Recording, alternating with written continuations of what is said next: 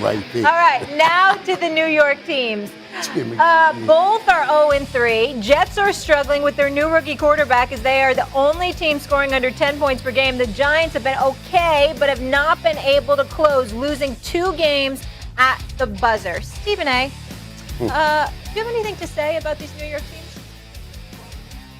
They're a catastrophe.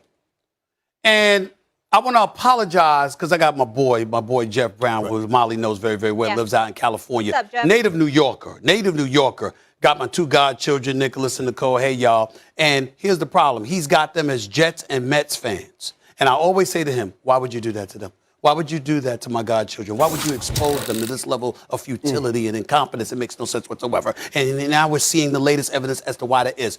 The New York Jets haven't been to the playoffs since they went to an AFC championship game in 2010 when Rex Ryan was coaching them, okay? They haven't been to the playoffs ever since, okay? They had 1 winning record in all of those years in the past decade when Todd Bowles was coaching them. That is it. They are horrible. And right now, you got a cat in Denzel Mims that's playing behind everybody. He's only played 1 game, and you got a lot of people wondering as to whether or not he should be playing. Your leading receiver is some dude named Baxton Berrios, or whatever the hell his name is. You got Corey Davis there as well, who's got a reputation and a resume. And I'm not saying they're scrubs, but something is clearly missing. And when we look at rookie quarterbacks, we know Justin Fields had Matt Nagy, all right? And that's problematic. We see Mac Jones, we ain't worried about him because he's with Belichick and Josh McDaniel. We know that Trey Lance is coming, but Jimmy Garoppolo is playing well right now. Plus, you got Kyle Shanahan there. You look at Trevor Lawrence, you see nuggets of greatness, even though he's made some mistakes, not good throwing a pick 6 and all of that other stuff. The one rookie quarterback we're looking at, and we're like,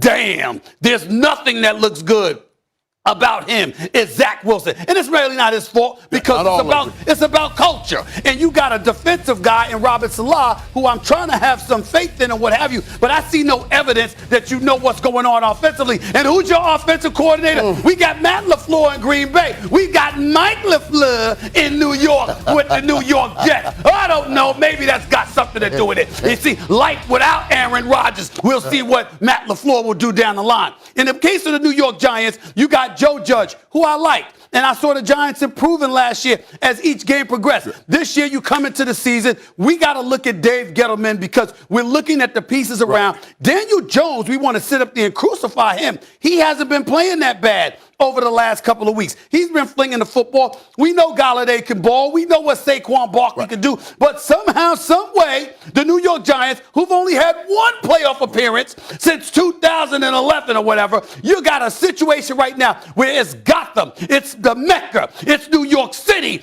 even though they're playing across the swamp in East Rutherford, New Jersey, and somehow, some way, you can't win damn football games. It's a disgrace.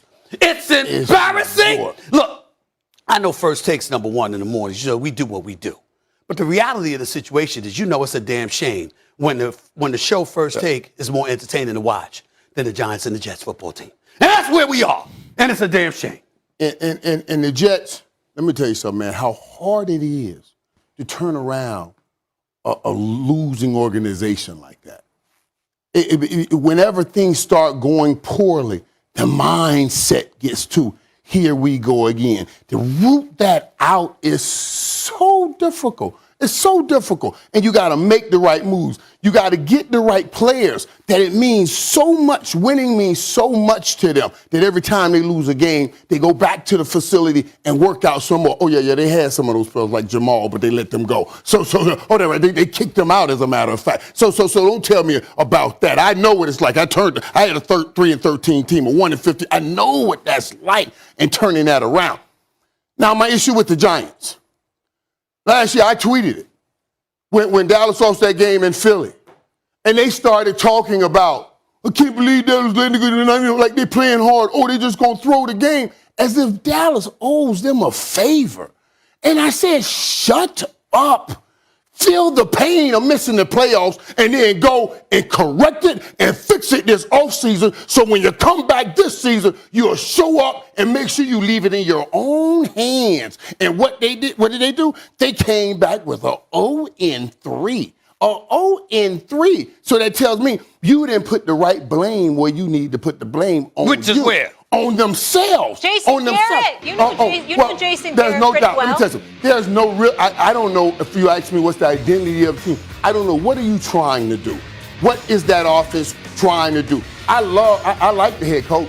Yeah. I like he's a disciplinarian. He knows order. I like that. But he doesn't have the right people on a football team to win right now. I understand that, but I also have to hold him accountable for not having the right coach because he made the grave mistake of contaminating himself with a former Cowboy. I mean, why would you bring somebody that was the head coach of the Cowboys to you as an offensive coordinator within the same division? You just said yourself that Daniel Jones is playing okay. So that's Coach Garrett right there with Daniel Jones. Really? Now, Galladay hadn't been totally healthy. Sterling Shepard has been your leading receiver, and then he gets banged up. You know what I mean? So you can't say, oh, you gonna put it all on Jason Garrett? I'm not putting it all on him. Garrett, I'm not putting it all on him. I'm just saying, you couldn't get somebody else to do the job that he's doing. Why bring a Cowboy over within the same division? What's that gonna do for you? And the Giants lose a game. Let me tell you something. They lose a game in which they were honoring one of their greatest Giants, in Eli Manning. Yeah. Yes. Eli Manning right there, the Michael. And I'm going to tell you something. The Cowboys